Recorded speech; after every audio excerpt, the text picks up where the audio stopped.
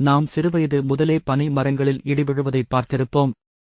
பனை மரங்கள் மின்னல் தாக்குதல்களைத் தணிக்கும் தனித்துவமான திறனைக் கொண்டுள்ளன.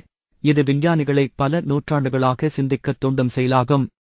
இந்த இயற்கை பாதுகாப்பு பொறிமுறையானது வெப்பமண்டல் மற்றும் மிதவெப்ப மண்டல பகுதிகள் போன்ற அடிக்கடி இடியுடன் கூடிய மழை பெய்யும் பகுதிகளில் பாதுகாப்பு அரணாக உள்ளது.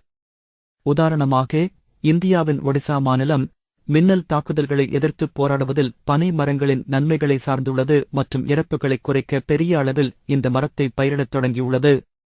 மின்னல் தாக்குதல்களைத் தணிப்பதில் பனை மரங்கள் திறம்பட செயல்பட முதன்மையான காரணங்களில் ஒன்று அவற்றின் அதிக ஈரப்பதம் ஆகும்.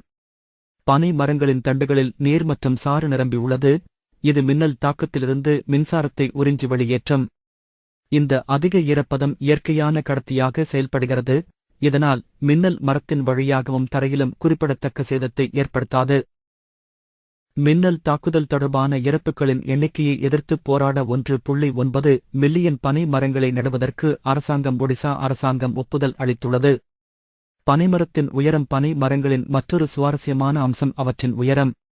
பனை மரங்கள் பெரும்பாலும் சுற்றியுள்ள தாவரங்களை விட உயரமானவை. இதனால் அவை மின்னலால் தாக்கப்படுவதற்கான வாய்ப்புகள் அதிகம். இது ஒரு பாதகமாகத் தோன்றினாலும் இது உண்மையில் அருகிலுள்ள மற்ற தாவரங்கள் மற்றும் கட்டமைப்புகளை பாதுகாக்க உதவுகிறது.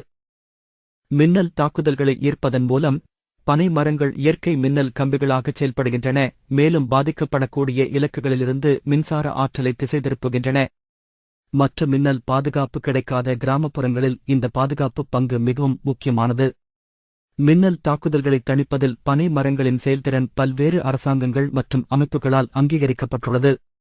உதாரணமாக, ஒடிசா அரசாங்கம் மின்னலுக்கு எதிரான இயற்கை பாதுகாப்பாக பனை மரங்களை நடுவதற்கு குறிப்பிடத்தக்க நிதியை ஒதுக்கியுள்ளது. இந்த முன்முயற்சியானது காலநிலை மாற்றம் மற்றும் அதிகரித்து வரும் வெப்பநிலை காரணமாக அதிகரித்து வரும் மின்னல் தொடர்பான இறப்புகளின் எண்ணிக்கையை குறைப்பதற்கான ஒரு பரந்த திட்டத்தின் ஒரு பகுதியாகும். மாநிலத்தின் புவியியல் இருப்பிடம் மற்றும் தட்பவெப்பநிலை ஆகியவை குறிப்பாக மின்னல் தாக்கங்களுக்கு ஆளாகின்றன.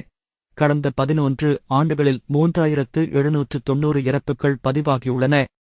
பனை மரங்கள் மின்னல் தாக்குதல்களைத் தாங்கும் திறன் அவற்றின் செயல்திறனுக்கு பங்களிக்கும் மற்றொரு காரணியாகும்.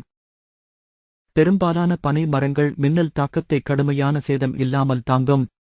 அவற்றின் அடர்த்தியான பட்டை மற்றும் கடினமான இலைகள் தாக்குதலின் வெப்பம் மற்றும் சக்தியிலிருந்து அவற்றை பாதுகாக்க உதவுகின்றன. அவை தொடர்ந்து வளரவும் பாதுகாப்பை வழங்கவும் அனுமதிக்கிறது. இந்த பின்னடைவு பாதிக்கப்படக்கூடிய பகுதிகளில் மின்னல் தாக்குதலை தணிக்க பனை மரங்களை ஒரு நிலையான மற்றும் நீண்ட கால தீர்வாக மாற்றுகிறது. மின்னல் தாக்குதல்களை தணிப்பதில் பனை மரங்களின் பங்கு சுற்றுச்சூழல் சவால்களுக்கு இயற்கை எவ்வாறு தீர்வுகளை வழங்குகிறது என்பதற்கு ஒரு சுவாரஸ்யமான உதாரணம்.